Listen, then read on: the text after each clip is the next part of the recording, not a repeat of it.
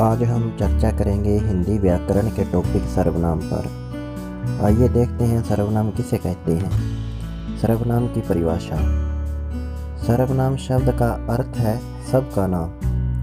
संज्ञा शब्दों के स्थान पर प्रयोग किए जाने वाले शब्द सर्वनाम कहलाते हैं। जैसे मैं, तुम, आप, यह, वह, जो, सो, कौन, कोई और कुछ। ये सारे के सारे क्या हैं? ये सारे के सारे ही सर्वनाम शब्द हैं। अब नीचे उदाहरण की सहायता से और भी अच्छे तरीके से समझेंगे इसे।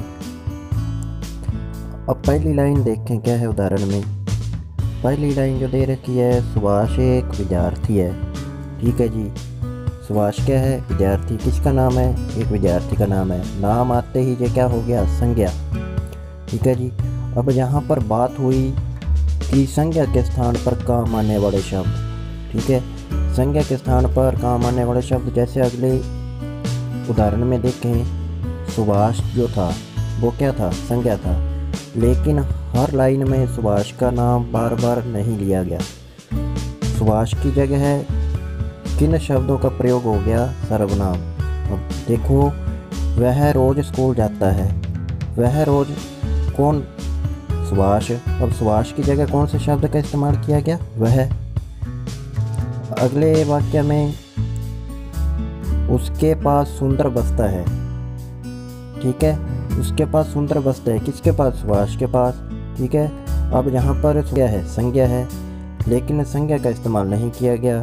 वहाँ जो संज्ञा जो था उसकी जगह पर कौन से शब्द का इस्तेमाल किया? उसके। तो ये उसके क्या है? सर्वनाम शब्द हैं। तो परिभाषा क्या थी? संज्ञा के स्थान पर काम आने वाले शब्द को ही सर्वनाम कहते हैं। अगले वाक्य में उसे घूमना बहुत पसंद है। ठीक है जी। अब उसे क्या है? सर्वनाम शब्द है। अब किसकी जगह पर ये इस्तेमाल हुआ? सुभाष।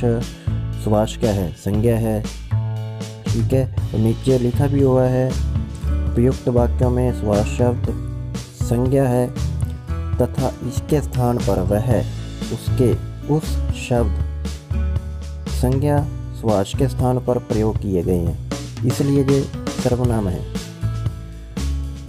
अब बात करते हैं सर्वनाम के भेद।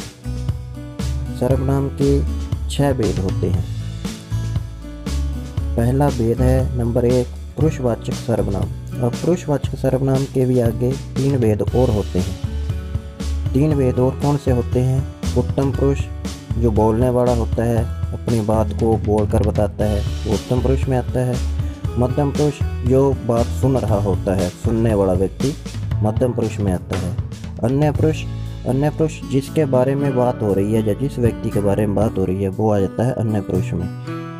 ठीक है, ये जो 3 भेद थे ये किसके थे? पुरुषवाचक सर्वनाम के थे। और सर्वनाम का 2 नंबर भेद आ जाता है निजवाचक सर्वनाम।